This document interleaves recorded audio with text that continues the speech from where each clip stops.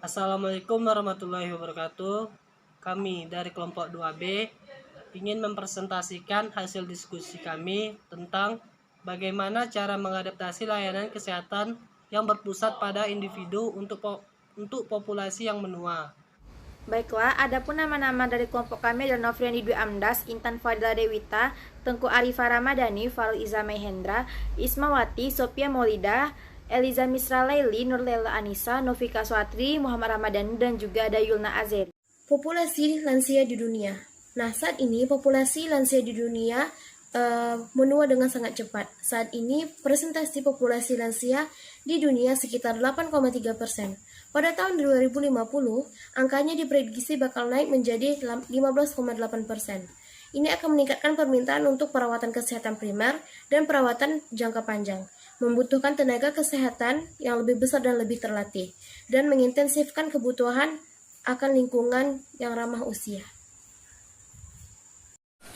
Nah, investasi ini dapat memungkinkan banyak kontribusi orang tua, apakah itu dalam keluarga mereka, komunitas lokal mereka, atau masyarakat secara lebih luas. Nah, cakupan kesehatan universal untuk orang tua berarti layanan kesehatan berkualitas yang terintegrasi dan berpusat pada orang.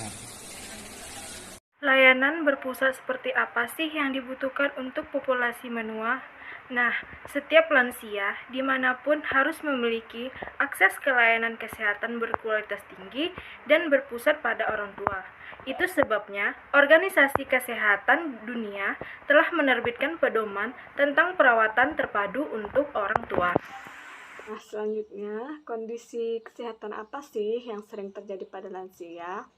Orang yang lebih tua sering mengalami lebih dari satu kondisi kesehatan. Salah satunya penurunan kondisi fisik seperti berkurangnya pendengaran, penglihatan, gangguan pencernaan, jantung, dan kemampuan sistem imunnya berkurang. Pada saat yang sama dan masalah ini cenderung berkelanjutan. Namun, sistem kesehatan biasanya dirancang untuk mendeteksi dan mengobati penyakit dan kondisi individu.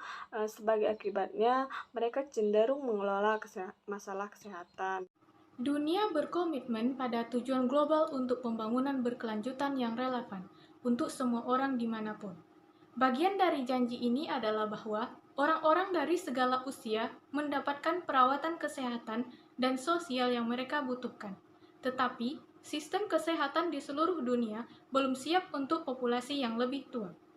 Nah, selanjutnya, masalah kesehatan yang sering terjadi pada lansia. Yang pertama, orang tua seringnya berpegang pada saran yang bertentangan dari penyedia layanan kesehatan yang berbeda.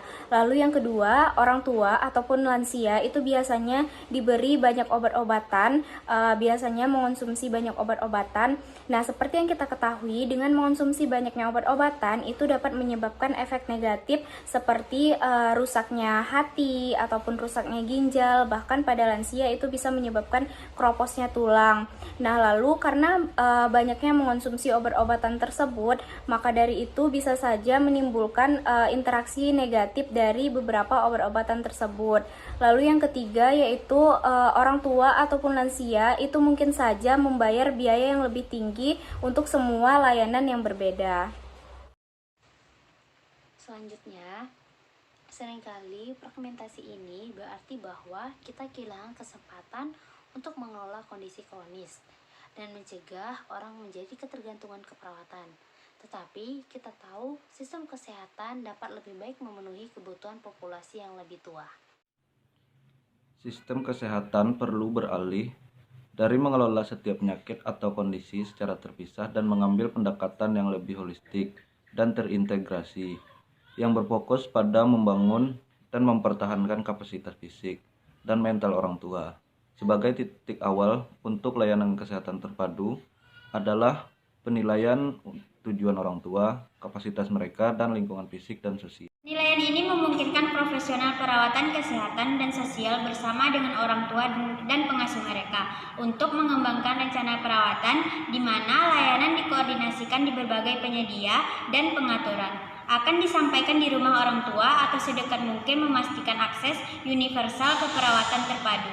Yang kami tawarkan pelayanan kesehatan yang berkualitas dan memanfaatkan sumber daya kesehatan yang ada dengan lebih baik. Yang terpenting lansia tidak akan tertinggal. Mungkin cukup sekian hasil presentasi dari kelompok kami. Semoga bermanfaat bagi kita semua. Sekian dari saya. Apabila ada kesalahan saya mohon maaf. Wabillahi taufiq wal hidayah. Wassalamualaikum warahmatullahi wabarakatuh.